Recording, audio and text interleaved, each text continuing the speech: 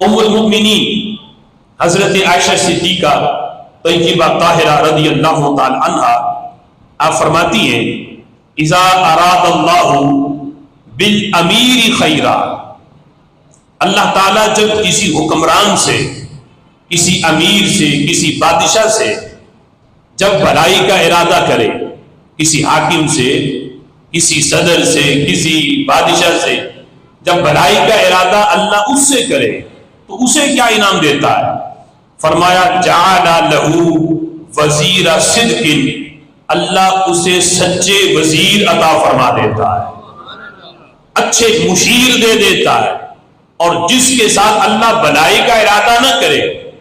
اس کے مشیر بھی اللہ اسے برے دیتا ہے، جو اسے غلط مشورہ دیتے ہیں، اور جس حاکم کے ساتھ اللہ بھلائی کا ارادہ کرتا ہے اللہ اسے وزیر بھی حضرت سعید بن عبد الرحمن جیسے عطا فرماتا ہے۔ وہ حضرت عمر رضی اللہ تعالیٰ عنہ کے گورنر تھے، وزیر تھے کسی علاقے کے، تو جس وقت آپ نے ان کے علاقے کا وزٹ کیا تو لوگوں سے ان کے بارے میں پوچھا،